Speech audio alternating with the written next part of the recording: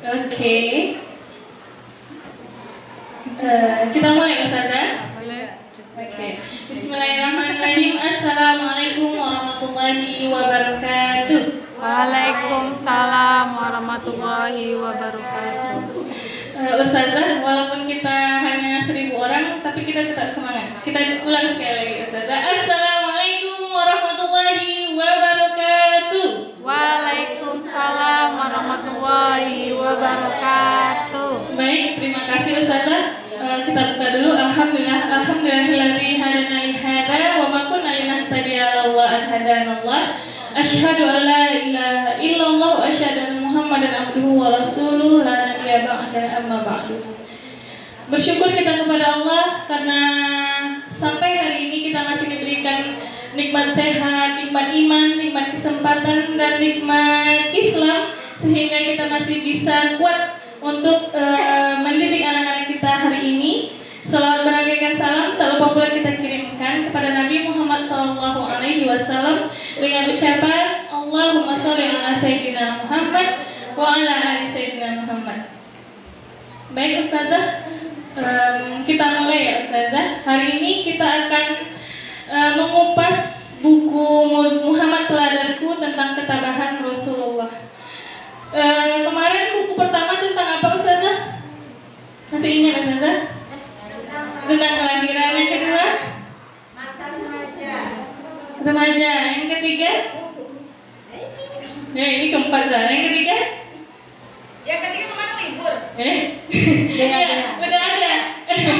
Masih materinya sikan kemarin. Tentang masa kerasulan ya. Masa kerasulan. Dan yang keempat adalah tentang ketabahan Rasulullah. Baik. Kemudian, oke, boleh tersenyum dulu Ustazah, silakan berikan senyuman terbaiknya. Senyum. Zayani belum senyum. Senyum Zayani. Baik. Selanjutnya, cie. Oke, kalau sudah sumringah boleh kita mulai ya. Baik. Mungkin di kemarin yang di buku yang ketiga sudah dijelaskan tentang masa kerasulan. Ana mau bahas sedikit bahwa dulu awalnya Rasulullah itu dakwanya seperti apa Ustazah? Diam-diam dulu ya Ustazah, sembunyi-sembunyi. Nah nanti saya akan juga membahas tentang dakwahnya Rasulullah yang terang-terangan. Balik lagi dia. Oke.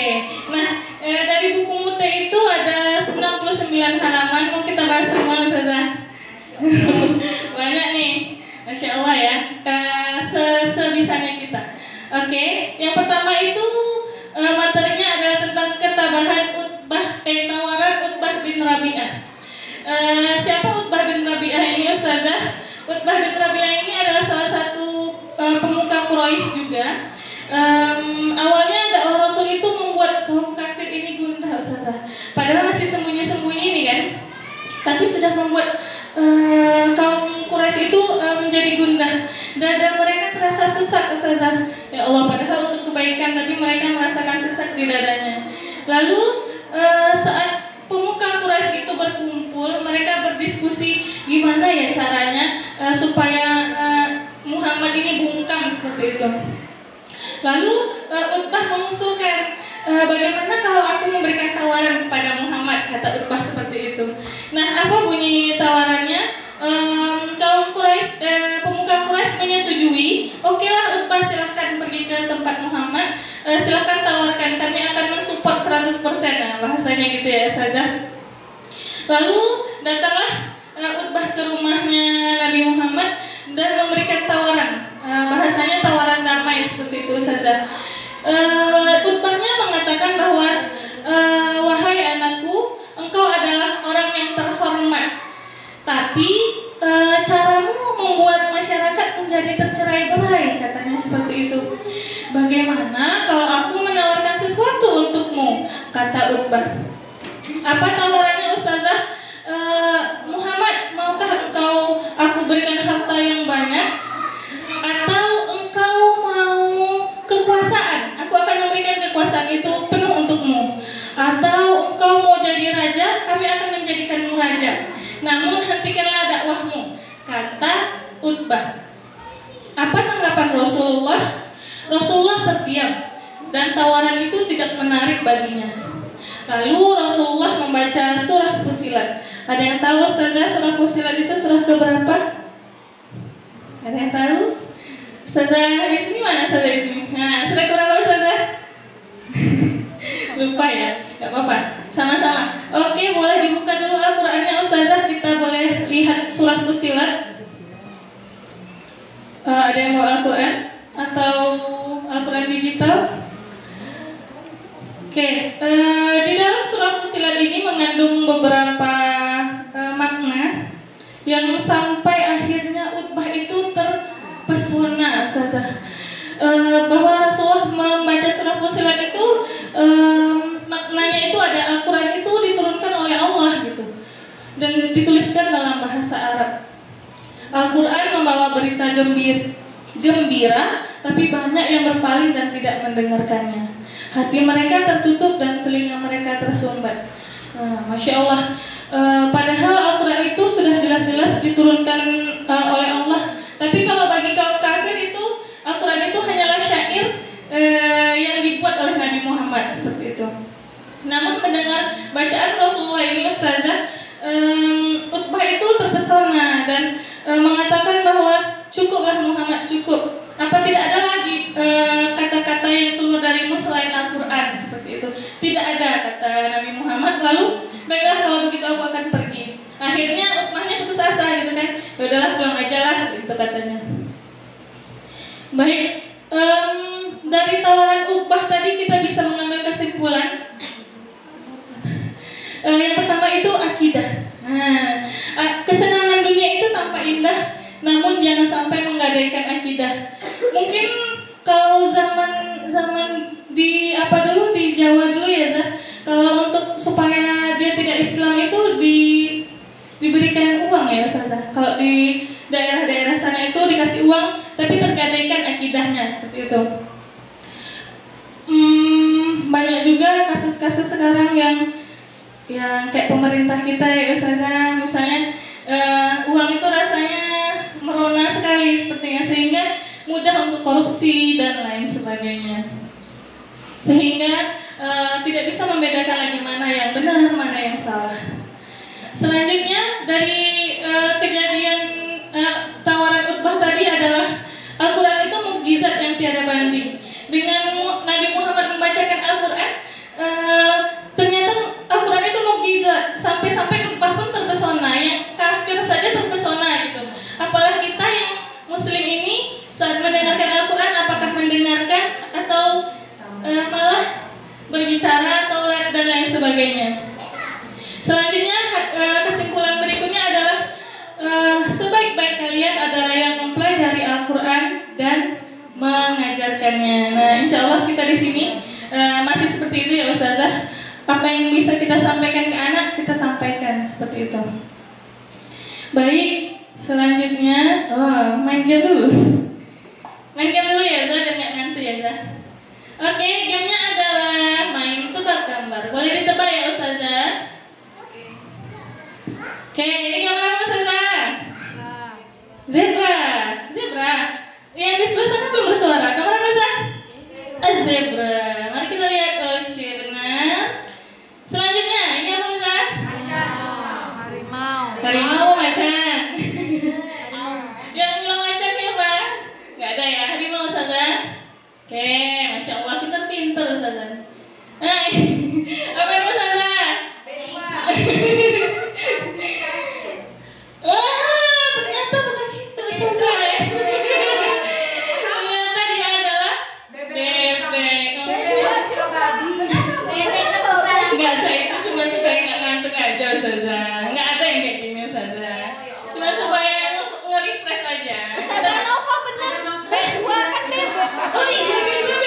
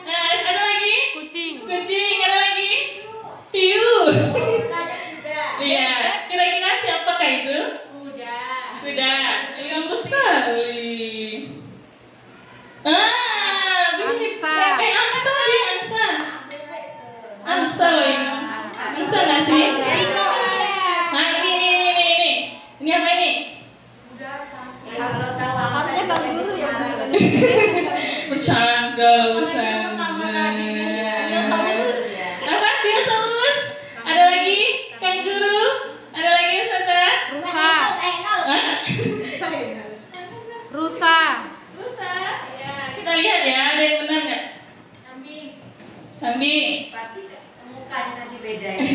Kan dibilang jangan lurus-lurus saja saja. Kanguru. Siapa jawab kanguru tadi? Wah, ingat ya nanti. Masya Allah. Orang dalam. Ini kira-kira apa sah? Kok wanitanya ada di mana sah? Gagak. Ada lagi? Banyak kali. Satu aja lah tebaknya. Domba. Pinguin. Udah ya, 1, 2, 3. Bebek. Gajah. Ini jauh banget ya. Ini. Terakhir enggaknya? Apa ini? Ada yang bisa jawab? Nah, imajinasi aja saja. Tupai. Apa sah? Oke ya, kita lihat ya. Nggak ada mau tebak lagi. Kucing itu. Kucing aja Ustazah, Masya Allah. Wah, ini gorila ya Ustazah. Gorila dong. Oke, selesai ya. Selesai materi kita. Enggak. Terus selesai main baru. Oke Ustazah. Baik, tadi kita sudah nge-refresh. Sudah agak refresh Ustazah? Udah. Enggak. Udah loh deh, udah jam terus. Oke, selanjutnya tepuk fokus. Tengok kanan. Tengok kiri, fokus. Oke, kita fokus kembali ya Ustazah. Baik, selanjutnya topik di buku itu adalah tentang Habasyah. Ada yang pernah dengar Habasyah Ustazah? Kalau zaman sekarang lebih terkenalnya namanya Ethiopia. Ethiopia. Iya, baik. Karena dakwahnya Rasulullah itu merasa terganggulah kaum Quraisy, pemuka Quraisy itu, sehingga siksaan dan gangguan selalu dilontarkan sama mereka, baik itu pada budak-budaknya yang seperti Bila ya Ustazah, Sumayyah seperti itu, sehingga sampai merenggut jiwa kaum muslim, sehingga turunlah wahyu untuk berhijrah. Nah, hijrahnya kemana Ustazah? Hijrahnya adalah ke Habasyah atau ke Ethiopia. Kenapa Rasulullah menyarankan hijrah ke sana? Ada yang tahu Ustazah? Ada yang tahu? Kenapa?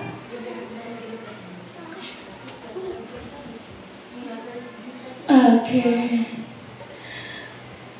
Hijrah ini dilakukan oleh kaum muslimin karena mengalami tekanan, penyiksaan, dan penindasan hebat dari kaum Quraisy. Kenapa Rasulullah memilih di sana dan diperintahkan di sana? Karena ada di sana di Habasyah itu rajanya adalah Raja Najasyi namanya. Raja Najasyi ini adalah seorang Nasrani, namun di daerah itu tidak ada penyiksaan pada manusia seperti itu, sehingga kalaupun nanti kaum muslim hijrah ke Habasyah, dipastikan bahwa tidak ada penyiksaan di sana seperti itu. Namun Ustazah semua, ternyata saat kaum muslim itu hijrah ke Habasyah, jauh ya Ustazah, nggak sedekat dari sini ke Pekanbaru, jauh. Berapa hari itu? 7 hari kalau nggak salah perjalanannya, dan melewati lautan juga. Ternyata pemuka Quraisy ini juga gelisah, kalau misalnya di Habasyah itu nanti kuat, bagaimana kita gitu. Sehingga kaum pembesar Quraisy itu tidak mengizinkan kaum muslimin itu untuk berlindung. Ada dengar kabar kaum muslim bahwa saat hijrah pertama ke Habasyah, ternyata kaum Quraisy yang di Mekah sudah tidak melakukan penyiksaan, tapi ternyata kabar burung, sehingga akhirnya berangkat kembalilah hijrah dengan anggota yang lebih banyak seperti itu. Dan ketua rombongannya itu adalah Ja'far. Siapa Ustazah? Ja'far. Baik. Selanjutnya pembesar Quraisy itu tidak mengizinkan kaum muslimin untuk berlindung, sehingga mengirimkan utusan kepada Najasyi. Siapa Najasyi tadi Ustazah? Siapa Najasyi Ustazah? Raja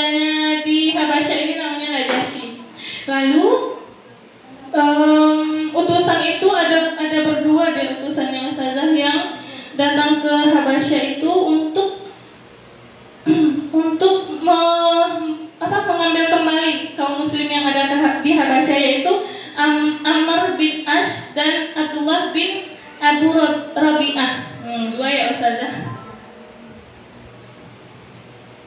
Oke, yang pertama percakapan utusan kafir Quraisy dengan Raja Najasyi. Tadi berdua ya Ustazah, dia mengatakan bahwa yang pertama yang dilakukan oleh Amr bin As dan Abdullah bin Abu Rabi'ah itu adalah menyogok raja. Nah, namun responnya raja ini, karena rajanya adalah raja yang bijaksana, dia tidak mau menerima sogokan. Selanjutnya ternyata tidak berhasil nih cara pertama gitu kan.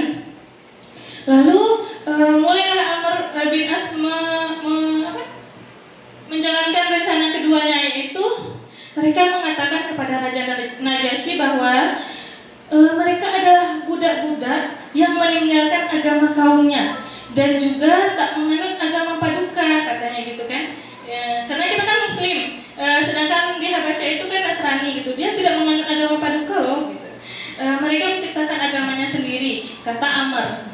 Lalu mulailah raja ini bingung kan, oh ini harus tabayun ya, bahasa kita tabayun ya Ustazah, nggak bisa aku dengerin satu pihak saja. Lalu akhirnya dipanggillah ketua rombongan muslim tadi, yaitu Ja'far, dipanggil oleh Raja Najasyi.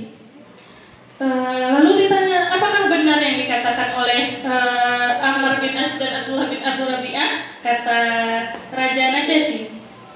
Lalu Ja'far mengatakan seperti ini Ustazah, wahai Raja, kami adalah masyarakat bodoh, menyembah patung, bangkai pun kami makan, kejahatan pun kami lakukan, memutus hubungan kerabat dan tetangga, dan yang paling kuat akan menindas yang lemah.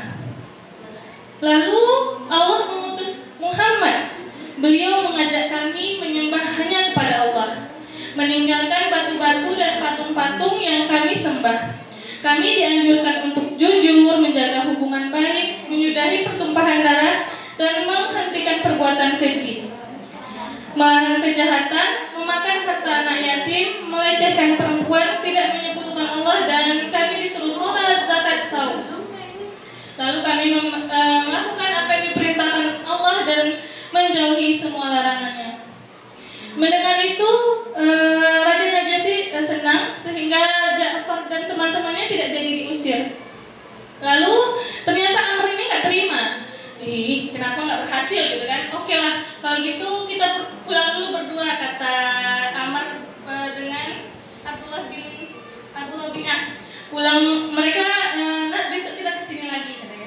Aku masih punya satu rencana. Nah ini dia, siasat Amr bin Ash menuduh kaum muslimin. Apa katanya? Oke, kita akan lalu Amr itu mengatakan kepada raja. Di hari berikutnya Amr mengatakan kepada raja, kaum muslim itu menuduh keji loh Isa putra Maryam. Kita tahu kan kalau Najasyi tadi adalah rajanya umat Nasrani. Mereka menuduh keji loh Isa putra Maryam itu.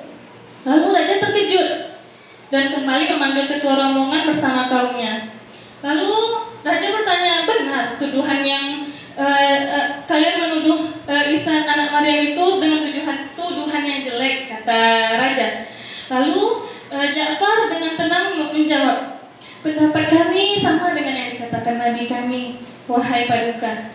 Isa adalah putra Maryam yang merupakan hamba Allah dan utusan Allah. Lalu raja turun dari singgasananya dan mengambil tongkat dan membuat garis lurus seperti ini Ustazah. Lalu mengatakan bahwa antara agama Tuhan dan agama kami tidak lebih dari garis ini. Berarti sangat berdekatan gitu ya Ustazah. Tidak ada yang melenceng dan menjelek-jelekkan seperti itu. Dan akhirnya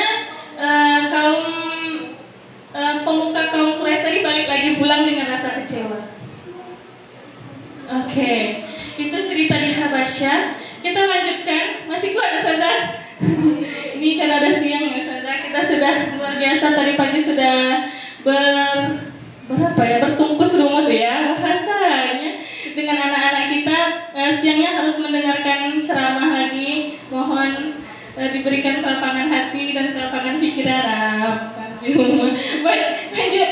Kita bahas tentang Umar bin Khattab. Nah, teman-teman, ikut teman-teman. Ustazah, Umar bin Khattab, ada yang tidak kenal dengan Umar bin Khattab, Ustazah? Oh, kenal semua. Kenal di mana, Ustazah? Anak aja nggak pernah kenalan. Tapi kita tahu ceritanya ya, Ustazah, bahwa nih Umar dia termenung di rumahnya. Kira-kira kenapa ya dia termenung? Dia galau, Ustazah. Kenapa dia galau? Karena Hamzah mengkhianatinya. Hamzah itu ibaratnya bestinya, Ustazah. Jadi besti kayak tukang pukul, bareng-bareng mukul, bareng-bareng mabuk gitu lah. Pokoknya besti banget. Apa sih? Pokoknya melakukan kekerasan. Kalau mabuk ada nggak ya? Lupa mah. Ada nggak? Enggak ya. Dia hanya melakukan kekerasan ya, bersikap keras ya, Ustazah. Pokoknya temennya lah gitu, bestinya.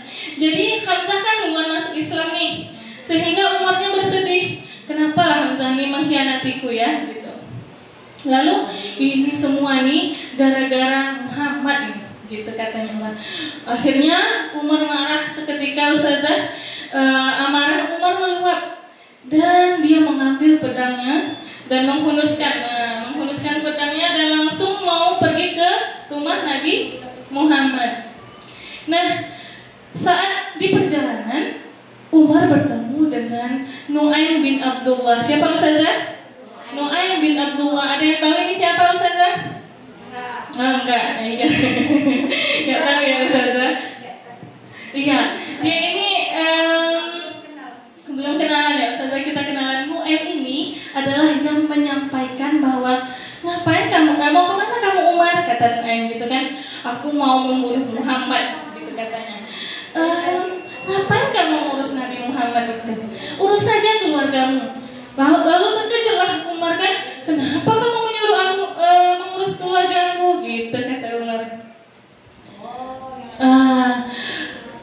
Umar, adikmu dan sepupumu yang alias suaminya adiknya itu sudah masuk Islam katanya.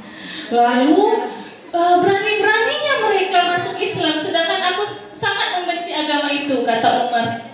Lalu Umar berbalik arah Ustazah ke rumah adik dan sepupunya. Ada yang tahu nama adiknya Umar, Ustazah? Enggak. Nama adiknya Fatimah, Ustazah, Fatimah. Dan nama sepupunya itu Said. Jadi mereka pergi ke rumah adiknya yang bernama Fatimah. Tapi bukan Fatimah bin Muhammad ya, Ustazah, Fatimah adiknya Umar bin Khattab. Lalu ternyata di dalam rumah, Ustazah, adiknya itu sedang mengaji bersama, kalau istilah sekarangnya murabinya lah ya, namanya Khabab, yang mengajarkan mereka mengaji gitu. Mendengar gedoran pintu Umar, ada Umar gitu kan. Lalu Fatimah dan Said ini menyembunyikan Khabab di balik tirai. Jadi Khababnya bersembunyi, takut bila mana nanti kena tebas pula Khababnya gitu kan, Ustazah. Lalu masuklah Umar kan, ada apa kakakku? Gitu kata Fatimah. Apa yang kamu baca tadi? Kata Umar. Aku tidak mendengar apa-apa, aku tidak membaca apa-apa, kata Fatimah. Jangan berbohong, kata Umar gitu kan. Lalu apa benar kalian masuk ajaran Islam? Katanya gitu kan. Belum sempat menjawab, adik dan sepupunya itu pedangnya sudah mengenai Said. Tapi enggak ininya ya, enggak yang tajamnya, kena gagangnya aja baru. Nah, udah terluka kan, sudah jatuh. Lalu mau melanjutkan lagi, datanglah Fatimah untuk melerai. Sehingga Umar pun menampar Fatimah. Cerita menampar masih ingat yang viral sekarang, Ustazah? Ya, Ustazah, Masya Allah, mirip sekali kita ya, Ustazah. Setelah itu terus tiba-tiba Umar tertegun. Ya Allah, kok ya Allah ya, dia belum bisa. Dia nggak ya Allah dulu ya. Kenapa adikku sebegitunya untuk membela agama ini? Memangnya ada apa sih di agama ini? Kayak gitu kan. Sampai-sampai dia rela terluka demi membela agama Muhammad ini. Sehingga sifat keras Umar dikalahkan oleh rasa sayangnya kepada adiknya. Walaupun dia punya sikap yang keras, Ustazah, dia adalah orang yang kasih sayangnya luas juga, apalagi untuk keluarganya, sehingga sifat keras Umar itu dikalahkan oleh rasa sayangnya kepada adiknya. Lalu karena sudah tidak marah nih, amarah Umar sudah teredam, sehingga Umar minta diperlihatkan lembaran yang mereka baca.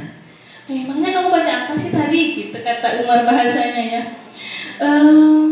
Lalu aku tidak mau memberikannya, nanti kamu robek atau kamu musnahkan, gitu kata adiknya. Tidak, aku berjanji tidak akan merusaknya.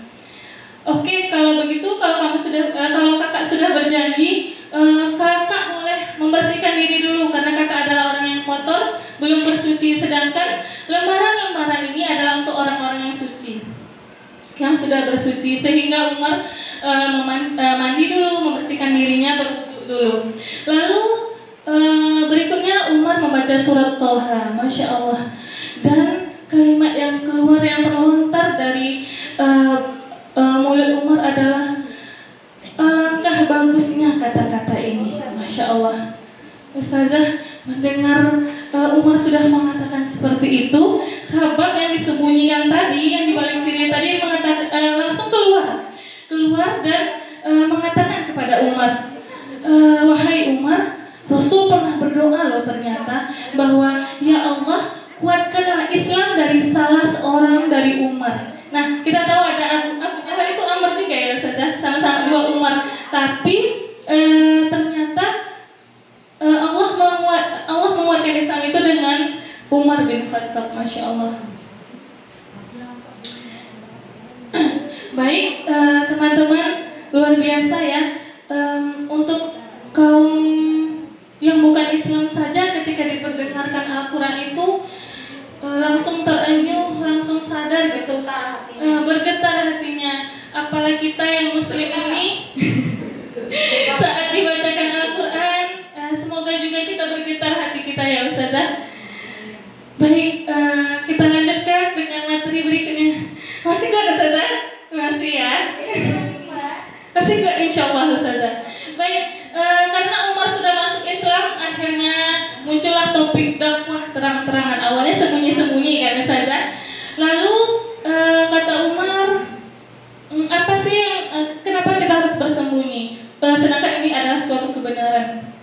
Sehingga di hari berikutnya, Umar hari ini misalnya masuk Islam nih, di hari berikutnya Umar mendatangi musuh Allah, salah satunya Abu Jahal gitu kan.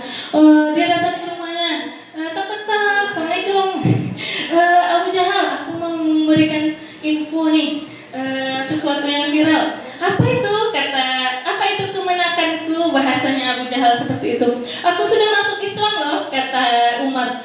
Mendengar itu, Abu Jahal langsung marah dan mengusir Umar dari luar. Keluar kamu dari sini, gitu. Kamu adalah orang-orang yang terkutuk, gitu bahasanya. Lalu akhirnya Umar keluar dari rumah Abu Jahal dan di sepanjang jalan Umar memberitahu kepada yang lewat-lewat, aku udah masuk Islam loh, gitu kan. Dan sampailah Umar di Ka'bah.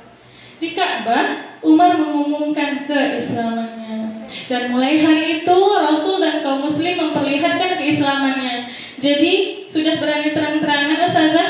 Kalau yang di sebelah kanan itu, kalau dari buku ini dipimpin oleh Hamzah, di sebelah kanan Nabi Muhammad, di sebelah kirinya dipimpin oleh Umar bin Khattab. Sama-sama para pemberani yang sudah masuk Islam.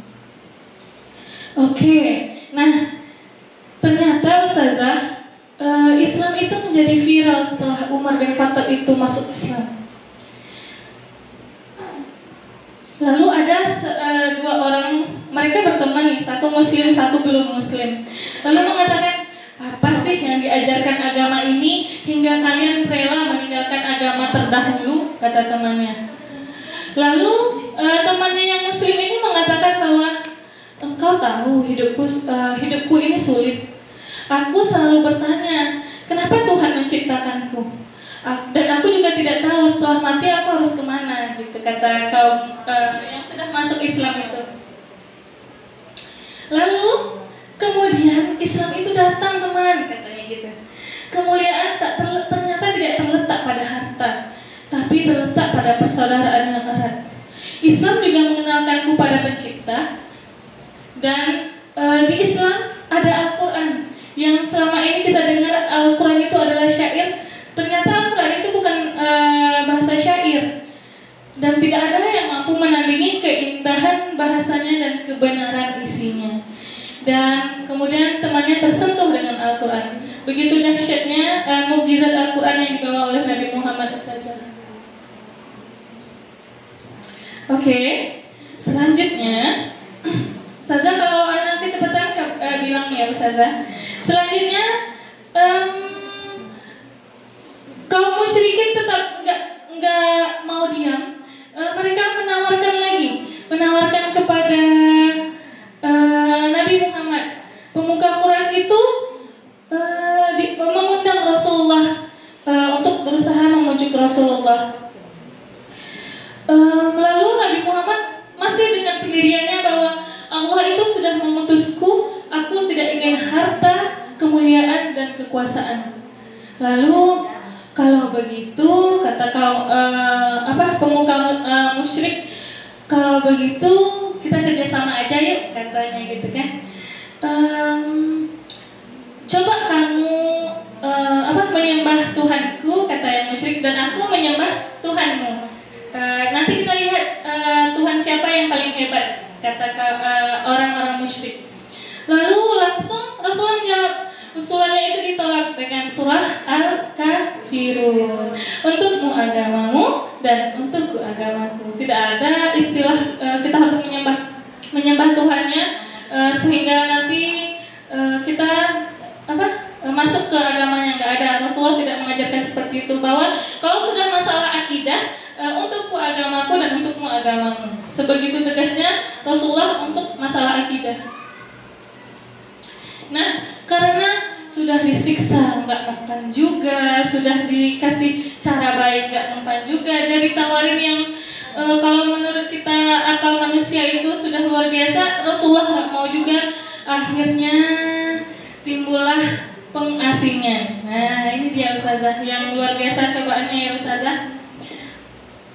Karena tiap hari makin banyak yang masuk Islam, dan budak-budak pun sudah makin berani kepada tuan-tuannya, karena dia sudah dilindungi oleh Nabi Muhammad dan kaum muslim. Lalu setiap mereka menyakiti budak, salah seorang pasti membebaskannya. Sering tuh Abu Bakar ya Ustazah, asal nampak yang disiksa, beliau yang membebaskan seperti itu. Dan sejak Hamzah dan Umar ikut, Nabi Muhammad semakin kuat seperti itu, sehingga pemuka Quraisy menjadi makin gelisah. Lalu akhirnya setelah kesepakatan musyawarah syura orang itu Ustazah, setelah syura mereka akhirnya mendapatkan satu keputusan bahwa kaum Quraisy akan membuat pengumuman dan diletakkan di dinding Ka'bah. Apa bunyi pengumumannya Ustazah? Nah, Rasul Bani Hashim dan kaum muslim itu diasingkan ke Syi'ib. Ada yang pernah dengar Syi'ib Ustazah? Enggak. Nah, Syi'ib ini adalah kayak bentengnya punya Abu Thalib, diasingkan kayak di suatu tempat gitu Ustazah, yang isinya itu ada 400, kalau nggak salahnya 400 kakak yang ada di dalam sana gitu. Masya Allah. Sedangkan bentengnya kecil gitu Ustazah, dan kaum muslim itu harus diasingkan ke dalam sana.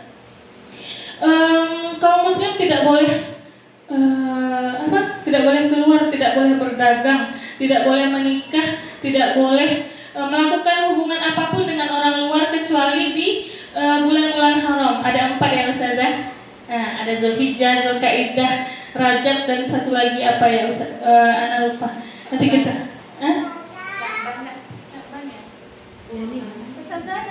Ustazah Yani. Ya, Muharram, Rajab, Zulkaidah, dan Zulhijjah Ustazah. Ya, tunggu nak, sudah lagi jalan. Iya. Baik. Selama 3 tahun, bayangkan Ustazah, 3 tahun di dalam benteng itu tidak boleh berjual beli, menikah kecuali pada musim haji. Kalau kita mungkin dalam kondisi seperti itu, akhirnya ya udahlah, nggak usah usah lagi di sini gitu kan. Kita akan keluar dan mencari aman. Namun tidak dengan kaum muslim ustazah, dengan kehadiran Rasul di tengah-tengah mereka itu sudah membuat mereka bahagia gitu. Ya udahlah, nggak apa-apa lah kami di sini, yang penting kami bersama Rasul, seperti itu bahasanya. Dan mereka lebih suka hidup jadi tawanan daripada hidup bebas tanpa Rasul, masya Allah. Begitu cintanya mereka terhadap Rasul ustazah. Nah, selanjutnya di dalam benteng itu kan kurang makan ya ustazah, kurang air. Ternyata ustazah selama masa-masa sulit ada teladan di pengasingan Syi'ib. Siapakah dia? Ada yang tahu ustazah? Siapa? Pintar ustazah. Nanti ingat ya ustazah, dapat snack ya ustazah. Ya, Khadijah ustazah. Khadijah. Siapa Khadijah ustazah? Istrinya Rasulullah, masya Allah. Iya, luar biasa perjuangan istrinya ustazah. Itulah di balik suami yang hebat terdapat support system istri yang hebat pula. Nah, dia adalah Bunda Khadijah ustazah. Seorang bangsawan, kita tahu beliau adalah orang kaya raya. Seorang bangsawan yang rela hidup dalam keterbatasan. Nah, kalau zaman sekarang banyak ya ustazah, saat suaminya sudah di titik terendah dia pergi, dia mencari yang baru. Banyak yang seperti itu kejadiannya. Namun tidak dengan Khadijah, dia tetap setia pada suaminya sampai hingga akhir hayatnya nanti. Ya, seorang bangsawan, dia rela dengan keterbatasan, padahal dia adalah seorang saudagar kaya yang bergelimang harta seperti itu. Namun dan saat di pengasingan beliau lebih mementingkan kepentingan orang lain. Jadi ustazah, di sana kan kurang air dan kurang makanan gitu kan ustazah. Jadi setiap hari itu Bunda Khadijah itu mengeluarkan hartanya untuk membeli air dan makanan. Yang diutamakannya itu adalah anak kecil, karena anak kecil susah menahan lapar ya ustazah. Setelah anak kecil, baru nanti orang lain, baru terakhir kalau ada lebihnya, baru untuk dia gitu. Masya Allah ya ustazah. Kalau kita kenyangkan diri kita dulu biasanya ya Zah, baru orang lain. Namun Bunda Khadijah tetap tegar dalam keimanan, masya Allah. Oke, ini ada beberapa kisah tentang Tufail ad-Dawsi, Abu Sufyan, Abu Jahal dan Akhnas, Abdullah bin Umi Maktum. Ada yang tahu salah satu kisahnya ustazah? Ada yang tahu ustazah? Tentang Abdullah bin Umi Maktum, ada yang tahu? Belum? Ismi ini diam-diam aja. Nah, kita ceritakan salah satu. Kalau yang saat Abu Sufyan, Abu Jahal dan Akhnas ini ustazah, jadi karena Islam ini semakin berkembang, karena kan Rasulullah tetap berdakwah di bulan-bulan yang diperbolehkan kan ustazah. Jadi Islam ini tetap berkembang. Jadi Abu Sufyan, Abu Jahal dan Akhnas ini penasaran, emangnya benar ya agama yang dibawa itu? Sehingga dia setiap malam itu ustazah pergi dia ke rumah Nabi Muhammad. Dan mereka tahu bahwa Nabi Muhammad itu kalau malam bangun dan membaca Al-Quran dan sholat tahajud ya ustazah. Jadi mereka mendengarkan terus Al-Quran itu, dan hati mereka sebenarnya terguncang juga, bergetar juga. Cuma mereka menangkal karena egonya gitu. Jaib ya, iya. Dia tahu ajaran itu sebenarnya benar. Cuma dia nggak mau nanti kekuasaannya itu hilang gitu. Karena kalau masuk Islam otomatis dia tidak punya kuasa lagi seperti itu ustazah. Sampai ternyata 3 hari berturut-turut mereka datang tapi di beda tempat ustazah. Dan saat mau fajar menyingsing, mereka bertemu dan kok kamu di sini? Kok kamu di sini gitu kan bahasanya. Dengan tidak pura-pura jaimnya itu, maka enggak kok aku enggak kesini. Sampai 3 hari berturut-turut mereka hati mereka yang terpanggil ustazah, bukan kemauan hati mereka terpanggil untuk mendengarkan Al-Quran, sehingga mereka ke sana. Namun setelah 3 hari mereka berunding, ini nggak bisa nih kayak gini terus. Kalau kayak gini nampak sama pengikut kita, habislah kita. Akhirnya mereka memutuskan untuk tidak ke rumah Nabi Muhammad lagi. Begitu menjaga ininya mereka ya, kekuasaannya. Itulah kalau orang-orang yang gila kekuasaan. Kalau cerita Abdullah bin Umi Maktum yang orang yang buta kayaknya ustazah, ada surat yang akhirnya Allah tegur Rasulullah Ustazah? Bukan Ustazah. Bukan. Ada yang ingat Ustazah? Kalau Abdullah bin Umi Maktum. Jadi waktu itu Abdullah ini adalah seorang yang buta Ustazah. Abdullah bin Umi Maktum ini adalah orang yang buta. Lalu dia bertanya pada temannya, benar ada yang agama baru ya, itu bahasanya. Agamanya baru, bukan? Iya kata temannya gitu kan. Aku jadi penasaran, aku mau ke sana lah, gitu bahasanya. Iya, masya Allah, 2 kali Ustazah Tika ya. Barakallah Ustazah Tika. Iya, ingat ya Ustazah, hitung aja ya Ustazah. Senangnya enggak, senangnya ada di dalam tas Ustazah. Baik, Abdullah akhirnya datang ke rumah Rasulullah. Ternyata Rasulullah sedang mendakwahi salah seorang pemuka Quraisy yang ini kalau dia masuk Islam nih luar biasa nanti apanya nih dampaknya gitu kan. Jadi saat Abdullah itu datang, namanya kan orang buta ya Ustazah, nggak tahu. Jadi Abdullah ini mendesak-desak, cepat lah kasih tahu aku apa sih hebatnya Islam ini gitu kan. Karena Nabi sedang fokus nih kepada Walid, namanya Walid kan misalnya, Walid bin Mughirah, fokus kepada mereka. Akhirnya Rasulullah itu memalingkan wajahnya, padahal hanya memalingkan ya Ustazah, masya Allah, langsung kena tegur. Begitu luar biasanya akhlak Rasulullah itu, salah sedikit saja langsung diingatkan oleh Allah gitu. Kadang kita salah berlarut-larut ya Ustazah, sampai akhirnya nggak ingat. Nah, kalau cerita Abdullah bin Umi Maktum ini sampai keluarlah surah Abasa yang artinya bermuka masam. Nah, ini dia Ustazah. Tadi kan sudah ada nih pengumuman dibuat oleh kaum Quraisy, pemuka Quraisy tentang Rasulullah itu tidak boleh, Rasul dan kaumnya tidak boleh keluar dari benteng Syi'ib gitu ya. Lalu Hisham bin Amr, ini Hisham bukan Hishamnya anak Ustazah Ita ya Ustazah. Ini Hisham bin Amr. Lalu dia berpikir, sudah 3 tahun loh mereka merasakan siksaan kayak itu. Mereka tersiksa di sana, kelaparan, kehausan. Apa nggak ada orang yang mau membebaskannya gitu kan? Berpikirlah Hisham ini. Lalu akhirnya Hisham ini menjumpai temannya. Nama temannya itu Ustazah adalah Zuhair. Nah Zuhair ini ada saudaranya yang di dalam benteng itu. Lalu Hisham berkata bahwa, kok kamu bisa tenang sih menikmati hidup, bisa menikmati makan, bisa menikmati pakaian, sedangkan keluarga ibumu sedang dikurung. Lalu Zuhair menjawab, sebetulnya sudah lama sekali aku merasakan kesedihan mereka. Lalu akhirnya mereka berdua sepakat untuk merobek piagam yang sudah ditempelkan di dinding Ka'bah itu. Mereka juga menjumpai 3 bestinya juga, ada Mut'im, ada Abu al-Bakhtari dan Zam'a. Nah, setelah mereka berlima sudah sepakat, akhirnya besoknya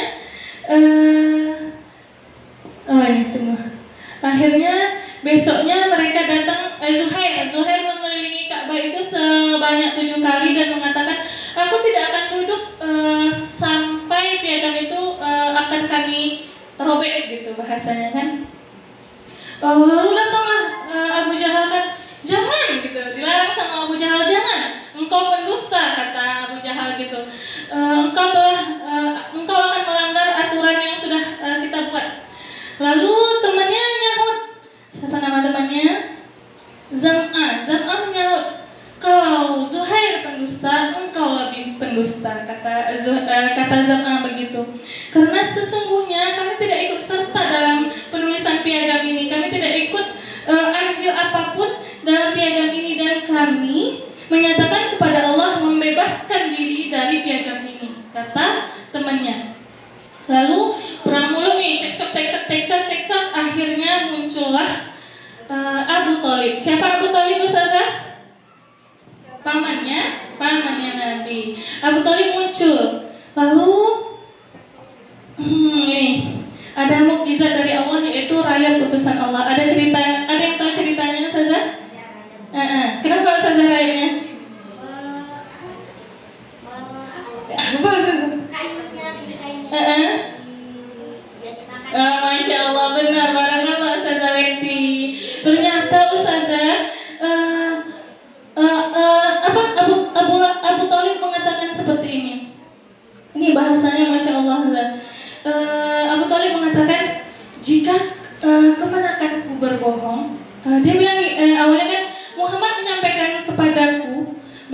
Allah telah mengutus rakyat untuk memusnahkan piagam itu. Jika keponakanku berbohong, kita biarkan apa yang terjadi di antara kalian dan dia. Maksudnya biarlah kami berada di pengasingan selamanya gitu. Kalau Muhammad berbohong. Namun jika Muhammad benar, kalian harus berhenti memboikot kami semua. Oh, oke, kata Abu Jahal kan, itu adalah kesepakatan yang adil kata mereka, kata Abu Jahal. Lalu ternyata rakyat telah memakan piagam itu dan yang tersisa apa Ustazah? Hanya Bismika Allahumma. Masya Allah. Allah bahas tulisan Allahnya saja yang tersisa. Tulisan tentang pemboikotannya sudah dimakan oleh rakyat. Sehingga sampai saat itu akhirnya pemboikotan, pengasingan akhirnya dihapuskan. Masya Allah. Akibat keberanian 5 sahabat tadi ya Ustazah.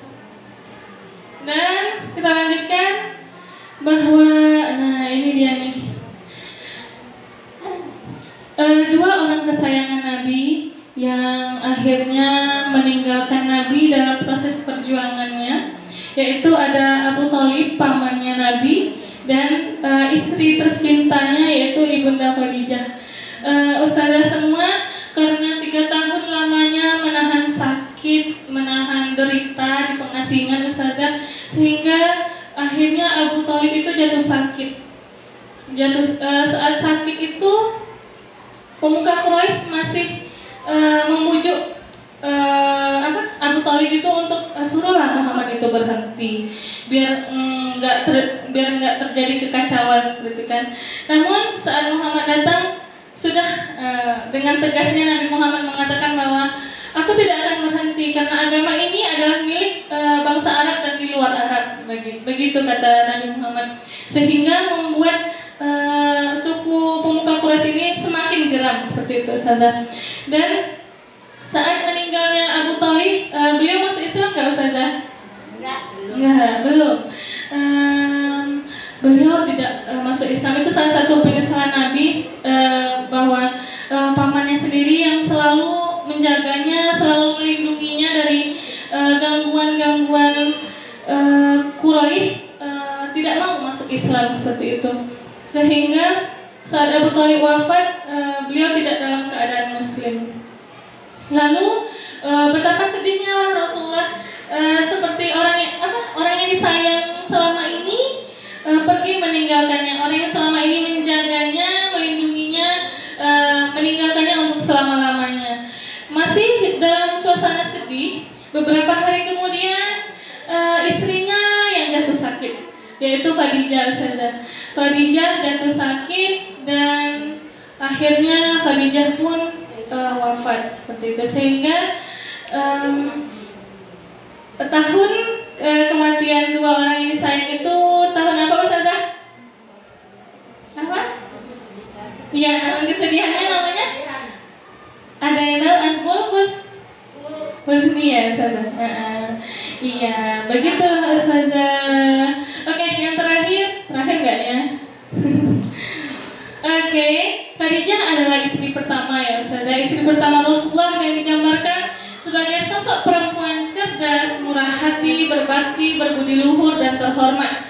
Khadijah juga merupakan salah satu dari 4 perempuan terbaik di dunia yang sudah pasti masuk surga. Siapa itu Ustazah? Ada yang tahu 4? Siapa yang pertama Ustazah? Asia terus?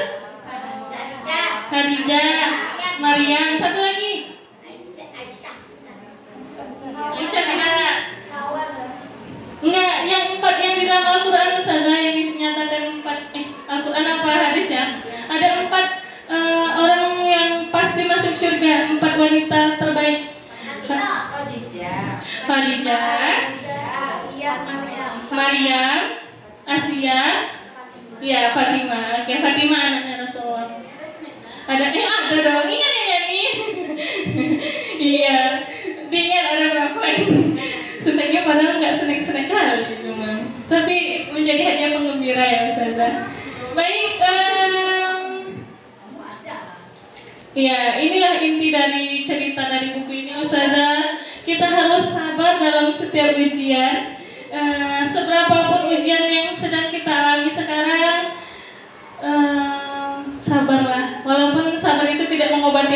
Ustazah. Tapi semoga Allah berikan kesabaran untuk kita yang sedang mengalami ujian, karena setiap hidup pasti ada ujiannya ya Ustazah. Untuk naik kelas itu kita harus lulus dulu dari ujian. Jadi apapun kondisinya fighting. Selanjutnya harus berani dalam kebenaran. Nah, apapun kalau masalah akidah jangan mau ini ya Ustazah. Jangan mau mengalah gitu. Pokoknya kalau akidah kita ini ganggu, kita harus speak up seperti itu. Lalu lemah lembut dalam berdakwah. Nah, ini kalau kita di ngaji kita Ustazah ya kan, nggak mungkin kita sama mutarabi kita galak-galak, nggak akan datang dia besok lagi kan Ustazah. Nah, begitu juga dengan Rasulullah, dia lemah lembut dalam berdakwah. Dan yang terakhir adalah yakin akan pertolongan Allah, sama seperti tadi kisah Rasul itu yang kayak rayap yang memakan piagam itu, yakin saja Ustazah bahwa apapun kejadian yang kita alami sekarang, pertolongan Allah pasti datang. Seperti itu. Mungkin demikian dari saya Ustazah. Mohon maaf apabila ada kata-kata yang salah. Wabillahi taufiq wal hidayah. Wassalamualaikum warahmatullahi wabarakatuh.